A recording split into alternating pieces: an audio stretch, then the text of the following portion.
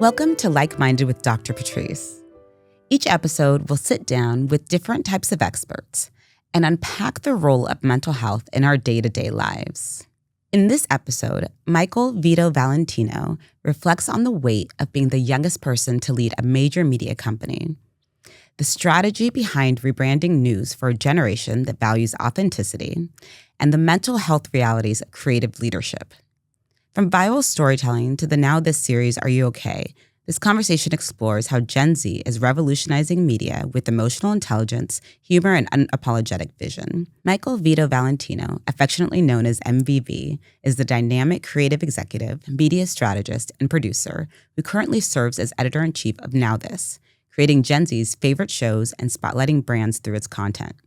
In his role, he has established NowThis as a hub empowering young voices, attitudes, and opinions through creative and digital first original series, including Are You Okay?, Crosswalk Crush, and Judgy.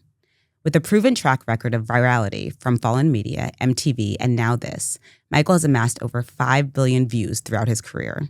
Welcome, Michael. So, Michael, tell me about this. So, at the very young age of 25, you became editor-in-chief of NowThis. What did that moment feel like? And I also want to know what you thought it might feel like before you got it. It was definitely, the one word to describe it was surreal. I could have never, ever imagined. Number one, I was a fan of NowThis for so long. But on top of that, to be editor-in-chief, that title, just there's so much weight to it and there's so much gravity there. I was so grateful that they would give me the opportunity. Our CEO, Sharon, has always been such a big champion of mine and has really believed in my vision from the very beginning. And has truly, outside of hiring me and being my biggest champion through the interview process, she also just has truly empowered me to bring my vision to life. And it's been very rewarding seeing the vision come to life, but also seeing how successful it's been. Yes. It's one thing in your head, and it's a whole other thing in execution. And throughout, you always have to pivot. But 1 year later, to see what we've accomplished and how we've turned around, our entire strategy and people, the audience, advertisers, et cetera, friends, family, have seen it, has been amazing. Yeah. And you said it's surreal, and I do think that when we're thinking about something that we want to achieve, imagining that how we're going to feel in the moment. And then sometimes the reality of it is something that you could never even have imagined, whether it's the wins or, some of the challenges. What have been some of the wins that you've been really proud of and like some of the challenges that you did not expect?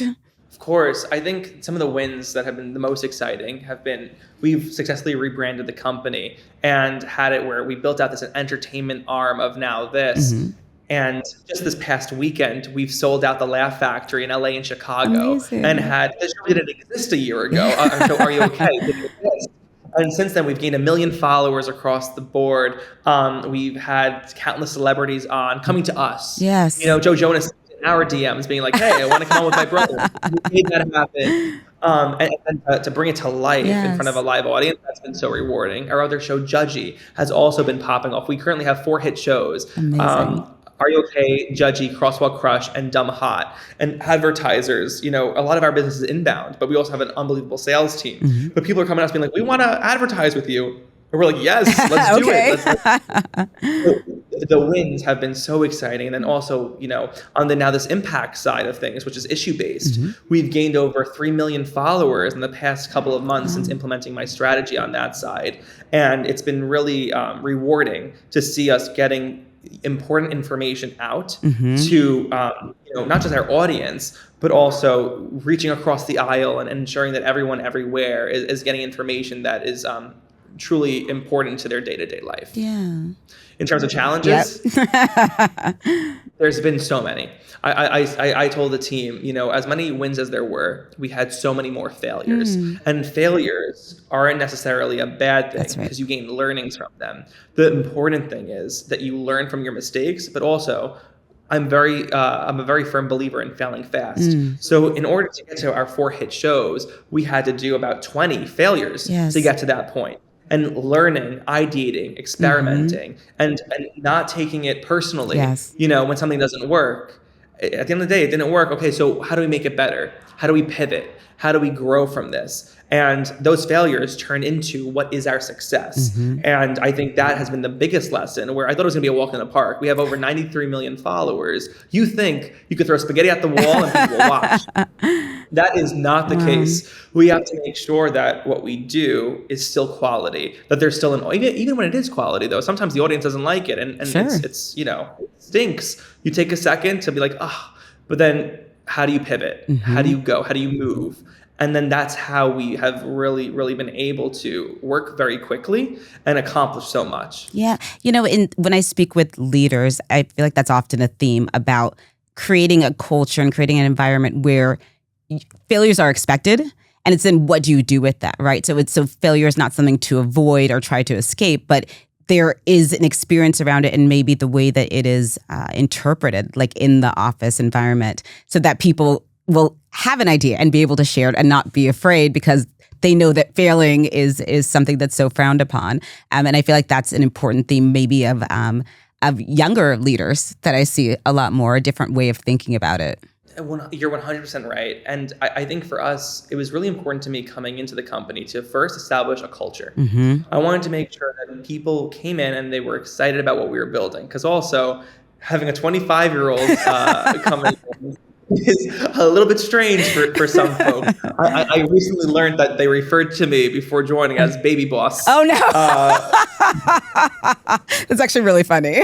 But also, wait, isn't that great? Maybe the fact that they could tell you that also tells me, everything that you need to know.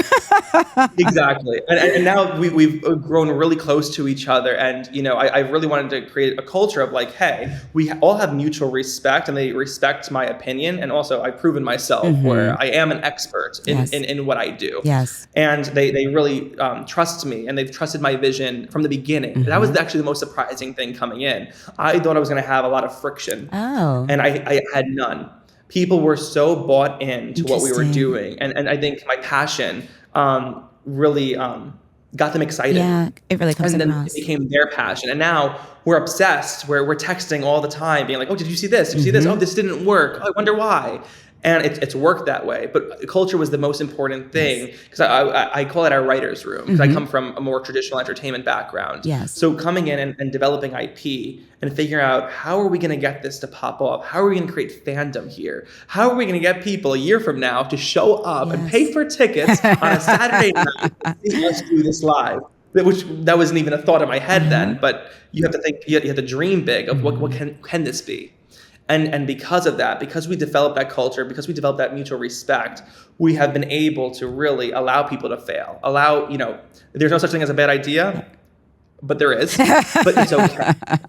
But it's okay, because at the end of the day, it's like, and Lauren knows, a lot of those bad ideas come from me, and my team holds me accountable, and they're like, Mike, it's not it. And I'm like, oh, you know what? Thank you. Because we've created this brain trust. Yes. And because of that, not only has it created a foundation where we are willing to fail very publicly, in front of everyone that's following us, and also in the office, et cetera, but also we've been able to win together. Yeah. And that has been really the big takeaway is, yes, you're going to fail. But if you create that respect and you not reward people, but accept people for it, then you're better off, because that's how you are able to really pivot quickly. Yeah, absolutely. And a year ago when you stepped into this role, it did require you to reimagine NowThis, right, for Gen Z. What was your vision going into that rebrand in terms of what you thought Gen Z maybe were some of the opportunities were with Gen Z, that you did not see their needs being met? I think there was a few things that I saw with Gen Z that I was really eager to kind of have this sandbox to play around in. Gen Z is craving authenticity. They want to see the content that feels real, feels original, that is organic, but also that they can relate to. Yes. I think that authenticity and relatability were two gaps in the marketplace to create content that served them. On top of that, I think they also were looking for something that wasn't negative. There's so much clutter out there. Yes. There's so much negativity, and we grew up. Gen Z grew up through, I mean, for many of us, some of our first memories was 9/11. Yeah. After that, we lived through the 2008 financial crisis.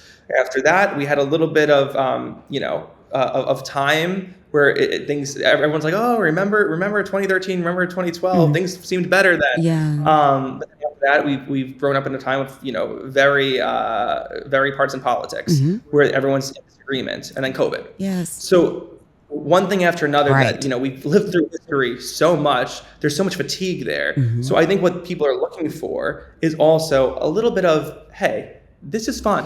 This is good. This is making me laugh. This is additive to my life. It's not brain rot. I like to say, like, although we're showing up on the platforms, you're getting a story. You're getting 60 to 90 seconds storytelling. It's a TV show. And like, we aren't just a moment for you. We're creating culture.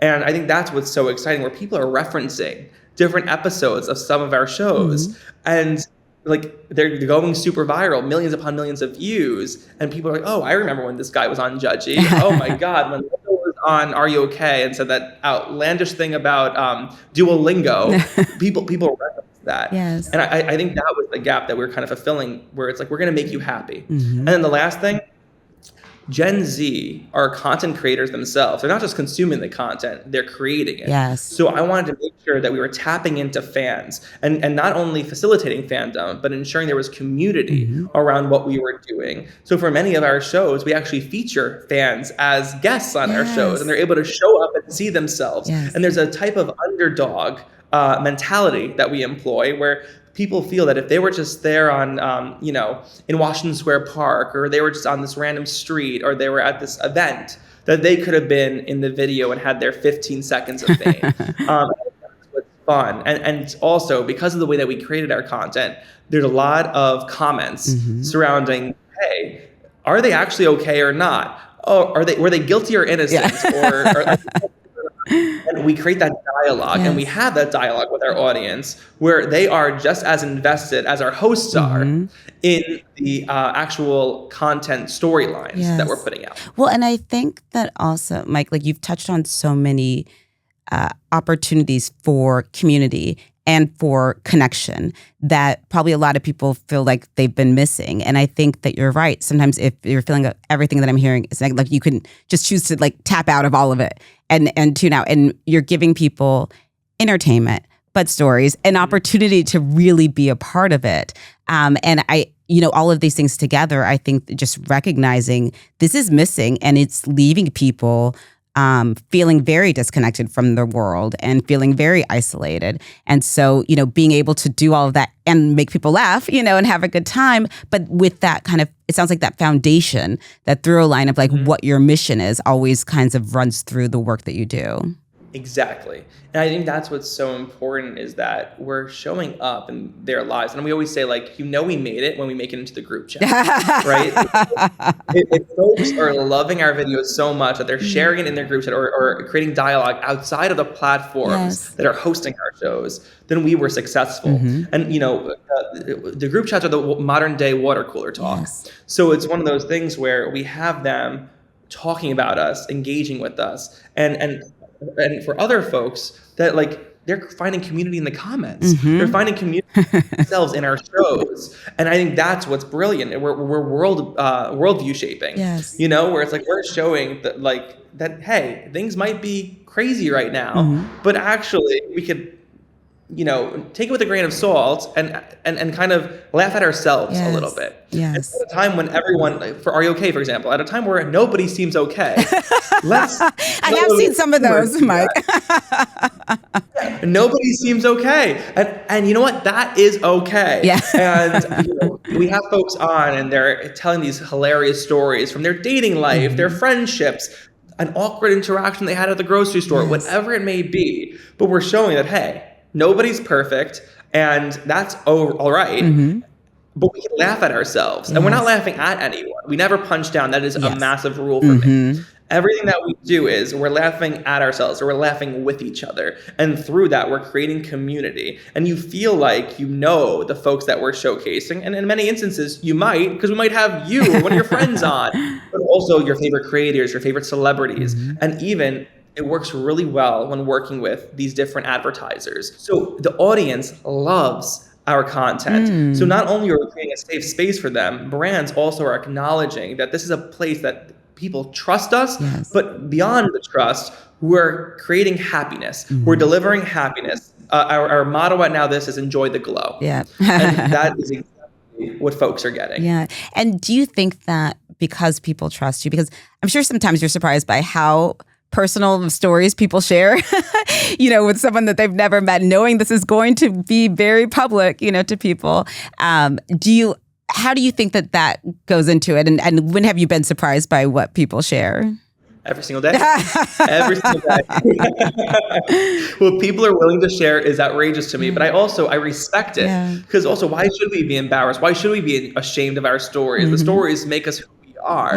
And we all should be willing to poke fun at. Lord knows, I'm laughing all the time telling stories about, what I did over the weekend or the silly things what my family did, etc. And that just brings us closer together, and it allows us just to have fun. And it's a little, a mini vacation in the middle of the day, and you're doing that with your coworkers. But when you're able to do it on TikTok too, I think that's really exciting. And I think that's what, social media is very polarizing. And there's a lot of negativity that comes with social media.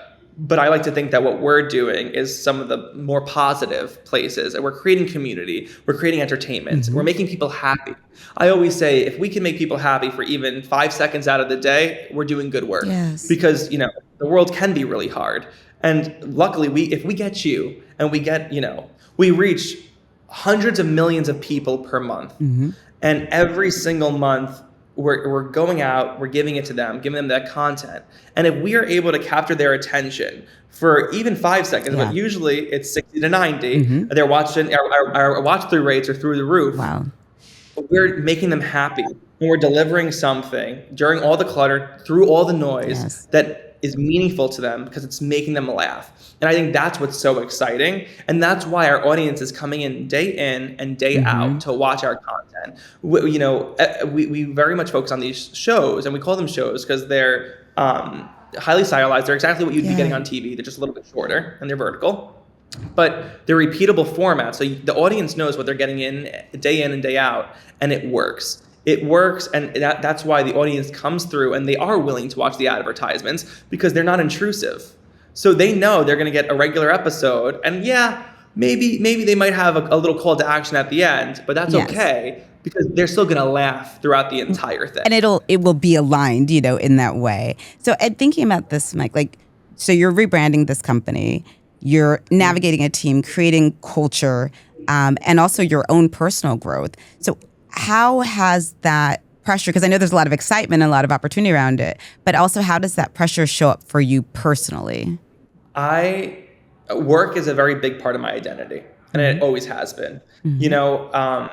I am very passionate about working in media, and it shows up not just as my career, but also as my hobbies, as the lifestyle. It's everything. Where when I go out to dinner with my friends, we do the catching up, what's going on, who are you dating, what's going on here, blah, blah. But then it's also like, oh, did you see what's happening in late night television? Oh, did you see this thing that on TikTok? So that's been a big part of who I am. With that being said, fatigue is real. And the weight of my role and also my responsibility was not something that I took lightly when I first took the job, and even a year later, it's not. It hasn't eased up rather. And I have to sometimes take a step back and make sure that I'm prioritizing myself, prioritizing my mental health to ensure that I can wake up and go lead the team. And not only that, I'm showing up for myself to set an example for my team too, to ensure that they're taking care of themselves. As the leader, I think that we all, we set the tone. So it's been very important for me to make sure that folks are willing to take the time that they need whenever it is, because they are very passionate, and we are, working really hard to get this done. But also, we're not curing diseases. We're not doing anything like that. We're making people happy, which is admirable and fun. But at the end of the day, we have to make sure that we're, doing the right work so that people can continue to do the good work. And those are conversations we we have constantly. We did a great deal of travel last week. Half my team is out yesterday and today, to ensure that they can recharge, so that we're able to kind of move forward and and continue working as hard as we have been. But through communication, I think through also setting the example, and on top of that, through just normalizing that mental health is health, I think that's how we ensure that this workforce is set up for success, especially during very trying times that we're living through. Yeah, and for you as an individual, what are the signs that you need to take a step back, that you need to take a break, or that you need something different than the pace that you're currently operating under? What are your signs? What are your signals to yourself? For me, it's fatigue. So if I'm very, very tired and I'm like, what's going on? That's something that really shows up for me. But also, I'm very in tune with my social battery. And I will give you 110% of myself all day long. But once that runs out, I don't want to look at anybody. I don't want to see anybody. Done. Yes. Stay away from me. And I think for me, it's like making sure that I recharge every single night is something that's important. And oftentimes with my new role, I do have obligations at nighttime. Yes. I have to go to screenings. And this sounds like I'm complaining. I'm not, because I love it. No, I understand. I'm living my dream of having, going to dinners, meeting with clients, going to events, whatever it is, capturing. I think also, like, I don't mind getting my hands dirty, and like I will go and film something. I'll be behind the mic, I'll be behind the camera sometimes, and like, just because I'm editor in chief doesn't mean that I don't want to go and do some of the work that may not be as senior as other editor in chiefs, but also like, it's fun. I like it. And, if it's not the best look, I don't really care, because at the end of the day, we have to go and do that. We have to have fun. And sometimes, you just gotta, you don't have 1,000 people. Yes. We're a nimble company, so we make it work. But for me, I make it a priority for most weekends to actually do nothing. I see my friends, I see my family. I do not work at all over the weekends, and I just recharge. Because if I don't have that recharge, I then run out of gas the next week. Yes. So this past week, I did work through the weekend, and my social battery is going through this next weekend. I want to make sure that, although it may, I might have obligations, birthday parties, etc., I'm trying to celebrate as much as possible during the week, so that during the day over the weekend, I could just recharge. Yes. Well, and I think that probably, and you tell me if I'm wrong, I could imagine that people, meet you like maybe in a professional setting, and then are surprised when you say, okay, yeah, I don't have the social battery all of the time, right? Because you do have so much energy, you do have so much passion about what you're working on. But I think that being able to recognize that both things can be true, that is part of you, and also this part of you where it's like, I am done now and I don't need any human contact for a little while, so that I can go and be back on when I need to, and you use the word, like modeling, and I think that's so important. And another thing that you're seeing from kind of newer leaders is like, it's not like I got to be strong and tough and always on, but I'm a human being. So I allow you then as my team to show up as human beings, where today you may have this level of energy, tomorrow you might not, and it's all okay. Yeah, and I think it's just so important that a lot of times you can work for years and never see that. Speaking from experience. I think you're 100% right. And young leaders showing up, and they have, I think like a little bit more, I think younger leaders are more willing to kind of show up as themselves more than historically business has kind of operated. And I think on top of that, though, a lot of folks talk about how like Gen Z doesn't want to work. That's not true. They're eager to. I think they're so excited to work. I think it's more so we have to meet them where they are and ensure that we're setting them up for success. And I think a part of that is by showcasing that, hey, like, yes, we have our goals that we have to meet, and we're building something that's exciting, but also the biggest goal is for all of us to be successful. And the only way for you to be successful is for you to take care of yourself. And not only I emulate that, but all the senior leaders at NowThis are doing that. And I'm very fortunate to have a CEO in Sharon who does that day in and day out and sets the example. And she's great because like if I, things come up at 8 o'clock, 9 o'clock, I won't hear from her the next day unless it's a fire drill. And I'm like, you know what?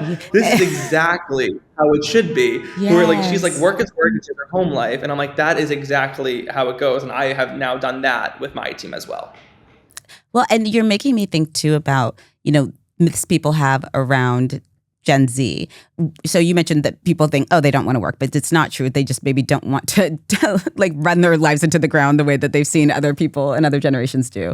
What are some other myths that you feel like you've had to confront as you go through this process? I think the other big myth, but it's along the lines of that Gen Z doesn't want to work, is that Gen Z is lazy. And I think, although those are similar, I think it's different. Where there's one thing not to want to work, but then I think also, because that's a lifestyle thing, right? Where Gen Z may not prioritize working as much as other generations. Although I think that's also not accurate. I think everyone knows that we have to work to survive, but also I think we can enjoy the work. And we could find in the same way that Gen Z is buying into brands that align with their ethics and their idea of morals. I think that's also what they're expecting and holding their employers accountable for, where they want to work for companies that respect their time, but also align with their beliefs. And that's where they want to, because time is money, but time is energy, and there's only so much time in a day. So people want to make sure, Gen Z in particular, want to ensure that with whatever they're spending their time on, that they see that it's building something that they believe in, building something that they respect, building something that aligns with their values. And I think that's what's so exciting, is that because of that, when you have good culture, when you have good leadership, when you are passionate, people buy into that and they're willing to show up. And very quickly you see the results that happen in that. And now at NowThis, it's funny, this past week alone, we hired 5 different people, some of which were good friends of mine from other companies that I didn't even know they were being hired. And they're like, no, I really believe in what y'all do. And they showed up today. And I'm like, wait a second, what are you doing here? And it's fun because they're buying into not just the vision of where this company is heading, and it is the future of media, but also they're buying into the culture that we're having, that we have created here. They're buying into the dream of what this company will become. And I think that's what's so exciting. And I think that because we're such a values-driven company, but also that we're so passionate about the work that we do, both on NowThis, the entertainment side, as well as the impact side, which is issue-driven, I think folks are really willing to come here and help us build something that is really the future of media. Yeah, I think that's such an interesting antidote to, when we were talking earlier about all of the kind of like major societal challenges that, a lot of people who are Gen Z that they grew up with, and then having like maybe recognizing how it might show up to other people who don't understand the whole scope and like the nuance of they don't want to work like that, and like, is there another way to work, or is there a way to prioritize things that you're passionate about, that you care about, and and you get to see maybe like a deeper understanding rather than just writing it off. This is the way they all are, and this is what they don't care about work. And it's like the way you're explaining it shows there's so much more to it. And that there are different ways of being successful, different ways of working, different ways of being a community. I think it's really important to call that out. Well, also, I think that's, you hit it right on the nose, where what does success look like to you? It changes. Every single person's success is different. Yes. And what will make them happy, what will make them feel fulfilled. And I think that is so important with leaders to look at and understand, okay, what motivates folks, but also what is the style that will bring out their best results. With people on our team constantly, we're trying to figure out, okay, as we're growing very quickly, we're number one, creating new jobs that did not exist, a couple months ago, even a couple weeks ago sometimes. But on top of that, we're bringing in folks too. And as we're working with them, you go through the interview process and you see, okay, what might make sense? And you hire them for that role. But because we're so fortunate to be growing and creating these new positions, sometimes you could see certain characteristics in people, certain motivators, certain skill set that might make sense for new opportunities. And because of that, we're investing in people and we're putting them and repositioning them and optimizing in real time the best way to make our company run based on the people that are currently here. And then on top of that, either adding folks in But also, like, we had one girl who was on, she was a current series producer, but then we saw she was unbelievable at the branded content side of things. So we, as we were building out our branded content team, we had her move over to that side. And not only was she great at current series, now she's excelling like you wouldn't believe, managing basically all the deals that we have coming in. And we've been able to create more efficiencies, but also to ensure that her upwards mobility was not only optimized so that she would move quicker, but also that she'd be more happy and she'd be more successful in that role. And I don't really see a lot of other companies that operate in that way. And I really appreciate that that's something that we are willing to kind of invest in folks here at NowThis. Yeah, and I think that it also taps into that people wanting to be seen and validated. And, by you saying, okay, I know this person is in this role, but I see this other talent there, and then giving them opportunities. Again, it just kind of models a different kind of leadership that I think is something that's like sorely needed probably in a lot of companies. So you talked a little bit about the NowThis series, Are You Okay? And I watched it. I really enjoy it. I think it feels like a really timely reflection of Gen Z's humor, their vulnerability, as we discussed, the things people are willing to share, and also their emotional intelligence, which I don't think we've really talked about as much. Why do you think that humor is a powerful tool for kind of processing challenge, for processing hardship? For me, it's truly, I think that if you aren't able to laugh at the hard things, then you're just going to be crying always. And life is hard. Yeah. Life is hard, unfortunately. There's so many things that happen, and my grandparents always say this is the life. When something bad happens, but also when something good happens. And I think that's kind of it's the truth. This is just it. These are the cards we were dealt. This is who we are, and we will just roll with the punches. And when you don't laugh at things, then it just is sad.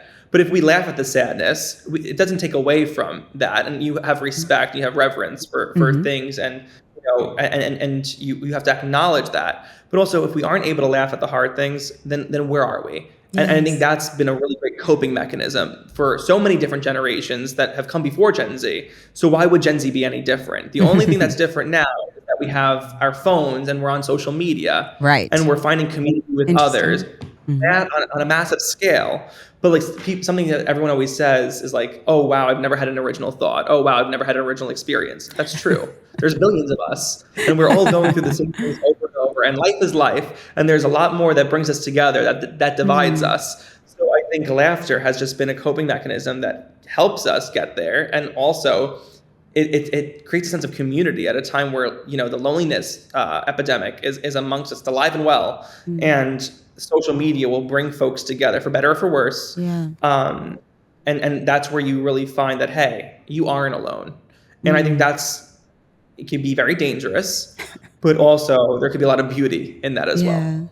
Talk to me about some of the dangers and talk to me about some of the beauty. I mean, dangers are, there may be some dangerous communities. There's people that are finding community in hatred that originally they may not find that community if they were by themselves, but because they're in these random chat rooms, random forums, etc., they're finding other folks that believe in the same thing that they do, and that can sometimes lead to just hatred breeds hatred, right? And when you find community in that, you think that your opinions are validated, and it can sometimes be tough. Yes. But also, in the same vein, you find people where you might be lonely, and you may be an outcast in your school. You may grow up thinking like, oh my God, no one sees me, no one hears me. You may not have a voice, and it gives a voice to people that normally wouldn't have it. And because of that, they find people. I mean, it could be through gaming. It could be through a love of a certain genre of film or TV. It could be, what you imagine. It's all there. There's so many different genres, book talk, all these different types of things on TikTok, but beyond that. And it allows people to come together. And it's crazy. Two of my friends fell in love through World of Warcraft. They've never met before in real life. And then all of a sudden, here we are. And now they're so excited about it. So it's like, I think there's, like all things, there's a good side of it. And then also there's there could be a troubling side. It depends on how you use it. Yeah. And like thinking about that and thinking about who your audience is and how you have chosen the humor and the light and, like we're all in this together kind of in a positive way, that path.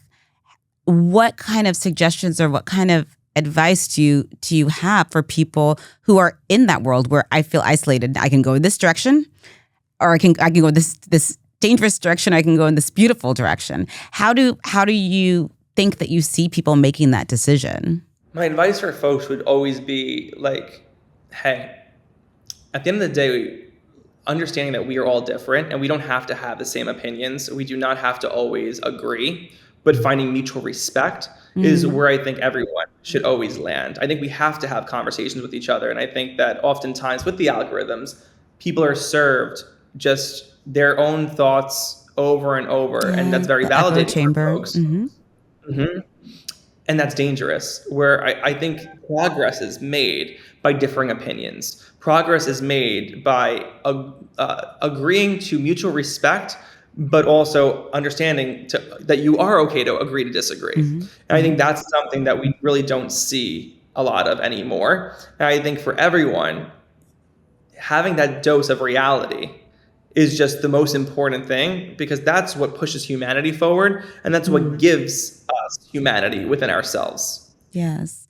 Tell me how, for you, that kind of perspective plays into the kind of like social first storytelling, as you describe it, that you do at NowThis. How does that underlying perspective of how we need to have those conversations, there need to be those entry points?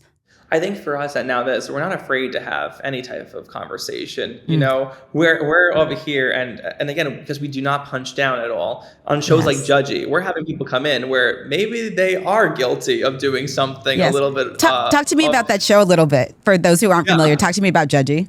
So I wanted to create a show that was like Gen Z's version of People's Court. So I was like, how do we make that happen? And at first we did it in studio, and it came across as very inauthentic. And again, Gen Z is craving that authenticity.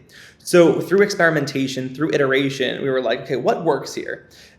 We tweaked a couple things here and there, and upon reworking it overnight, we gained 100,000 followers, literally within a week. It was the craziest thing I've ever seen.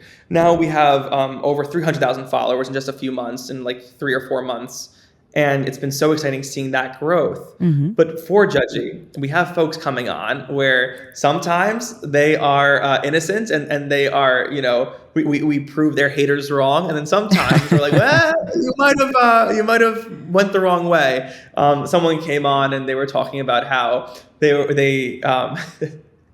talking about how they cheated on their partner, but it turned out their partner was also cheating on them. So they were asking if that's okay or not. And it was like, no, you're both guilty in this instance. But it's one of those things where it's like, hey, you may have had a lapse in judgment, but we're not going to judge you for it. We're just going to kind of laugh with you on this one and kind of gently parent you towards the right solution. On that side. And the audience loves it because they're just like, wait, what? And sometimes you'd be surprised, the audience disagrees with our Judge Amber's verdict. Really? And it just creates, funny discourse in the comment section. But again, the brilliance of all of our shows is that there's never negativity in the comment section. Even if we have a disagreement there, they're having fun and they understand that everything's cheeky. Everything's a little bit irreverent. And because of that, we're creating a space where we can have different types of opinions, even if it's on something as trivial as, a high school a college relationship. But we make it work. And I think that's the exciting thing, because we're all just people, and people make mistakes, and we could pivot and help them along their way, but also we could laugh about it too. And it's fun. We just did Are You OK Live at the Laugh Factory in LA and Chicago. How was that? And we had it was fun. It was so fun. We had people from the audience come up on stage, and we did Are You OK Live with a panel where Amber actually was a part of the panel, and then another comedian was a part of it too. And he went through, it was as simple as like one girl was creating a lettuce, tomato, peanut butter sandwich, and we had to see if she was okay or not. She was not okay. I've never heard of that. I'm going to go with not okay. Right? And then another guy came in, and he was on a show called F-Boy Island previously on HBO Max. and he was also not okay. And we talked about, his dating history. Yes. And you could imagine that went as exactly how you think it would go. But we were able to joke about it and be like, oh gosh, what's going on here? Because, all of us are a little not okay. And then the next day we might be okay. And it's a spectrum and it varies. But I think it's okay to acknowledge that. And again, there's community in that because we're making it okay not to be okay. Yes. And it's actually kind of expected that you're going to have a bad day here and there. You're going to have a lapse in judgment, but it's how are you able to acknowledge that? Are you able to be better moving forward? And I think that's the fun of all of us. And some people aren't, and we're not going to knock them for that, but we are going to be like, you're not okay. You know what I'm thinking about as you're talking about kind of the way that these kinds of shows have been like reimagined, repackaged, for Gen Z, like People's Court, but different, like in a format that feels authentic. And, also talking about, how judgy kind of plays into that. But also the Are You Okay kind of makes me think of, when I was growing up, like all the talk shows where like the job of the audience, the host, is to shame the person with their confession. Whatever confession they have, the shame is the goal. And it will happen. And I appreciate and I find it really interesting that you're not saying, okay, people don't care about what's happening in other people's personal lives. Like we do care as society, but we don't need to make them feel bad about it. It's just, it's a shift. You recognize what I'm saying? Because I was raised on those shame-based kind of ways of communicating. And I personally appreciate this, that you're like, we know you want to share. We know that people want to hear what's going on with you. And they may make a judgment about it, but they're not going to shame you in it. And I think it's a really interesting shift. Although our shows are only 90 seconds long maximum, in those 90 seconds, our audience at some point or another is seeing themselves reflected in the guests that are on the show, which is remarkable when you think it's a really quick, but we're able to relate to them.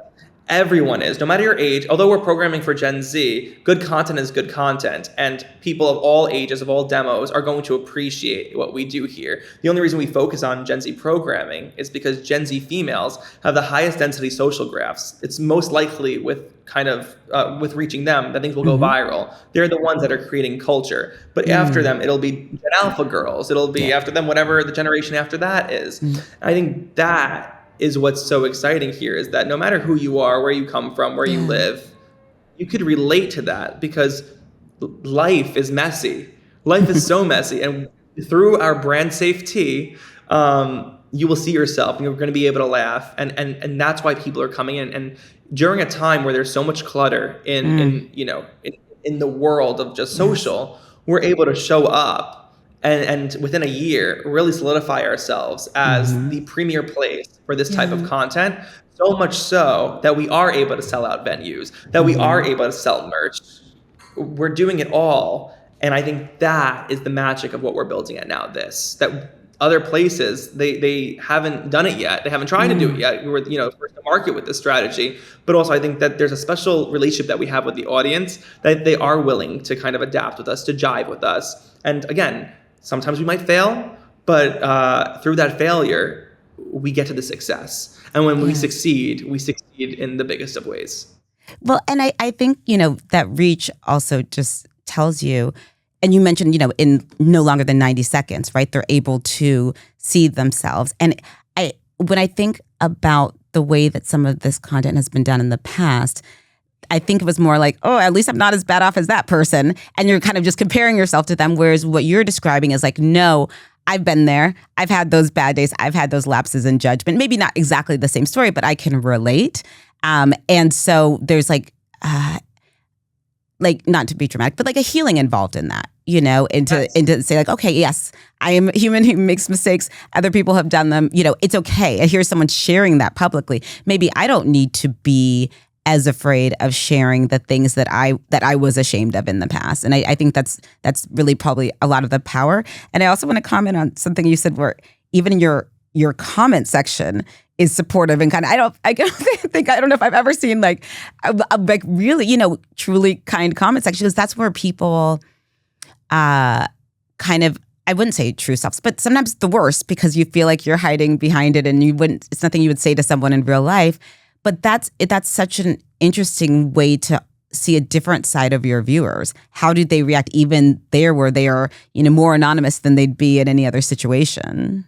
Our audience, I have to say, is some amongst, and I might be biased, but they're amongst the best audience that I've seen on social. It is outrageous how kind, how inclusive, how excited they are. And it's been really fun because with our growth, you're always nervous that you're going to lose kind of that small town feel that we've kind of adopted as we become, mainstream in the biggest of ways. But they continue, because I think it's the tone that we set on our shows and kind of the community that we continue to foster through community management, et cetera, that they, even on the most crazy of stories, they're like, you go, girl, you go. Yeah. And I'm like, that's so fun.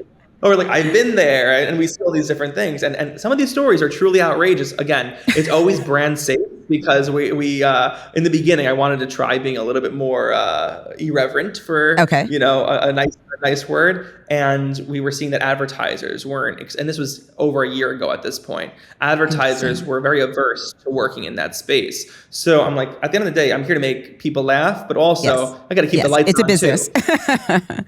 It's a business. And we adapted to make it brand safety, so that although we're telling these hilarious, crazy stories, they're still brand safe. They don't cross the line. They may get near the line, but they do not cross it, so that we can work with some of the biggest advertisers. And the crazy thing about all of this is you don't have to be shocking. You don't have to be provocative. You don't have to be disrespectful. You can create a community. You can be funny, and you can be relatable without, employing the shock jock entertainment that worked so well previously in traditional media.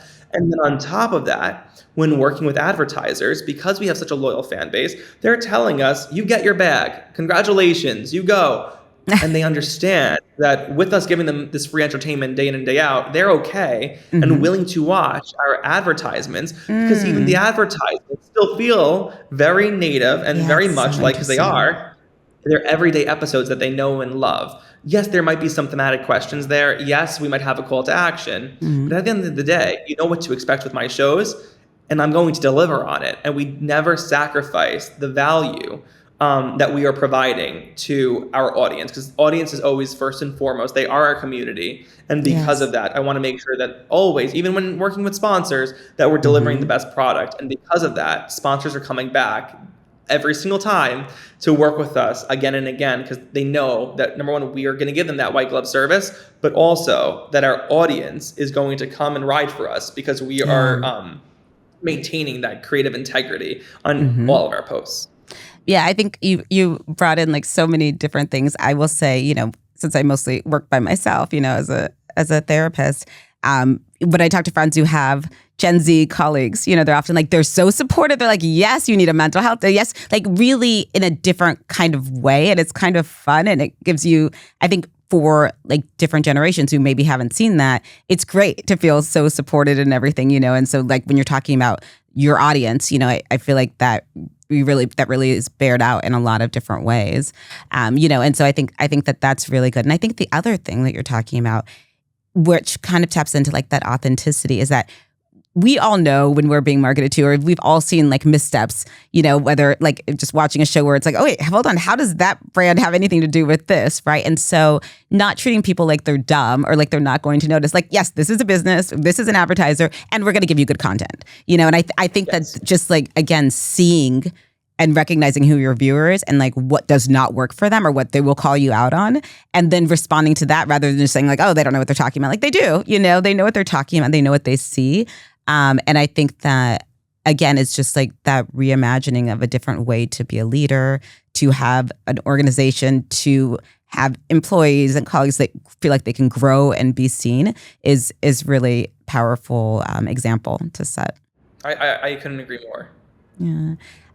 Michael, thank you so much for being with me today. If people want to find out more about what you're working on, what's happening with NowThis, where can they find you? You can find me on my personals at Michael Vito Valentino on Instagram and LinkedIn. And you could also follow along as we're building out the new NowThis over at NowThis across all platforms. Wonderful. Thank you so much for being here. Thank you so much for having me. I really enjoyed our chat.